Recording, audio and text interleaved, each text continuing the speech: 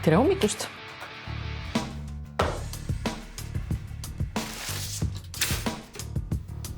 Sa ütled, et sa ei taha, et ma siin elan, kui ma ei luba sul Luukasega suhelda, aga kas sa saad aru, et need on täiesti erinevad asjad? Kuidas?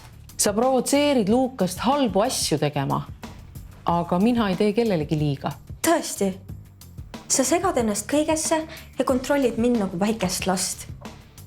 Sa ei ole mu ema. Ma tean seda, jah. Aga sa oled Jüri tütar ja sa oled mulle oluline. Nagu Luukas. Ja mida järgmiseks kavatsed ta suitsetama õpetada või mis asja? Seda ta oskab ilma minutagi. Lõpetab valetamine. Või muidu mis? Virutad mulle. Anna tuld. Isa viskab su kohe välja. Ma tean, sa käid talle juba päris palju närvidele. Tere hommikust. Minu lemmik naised kõik koos.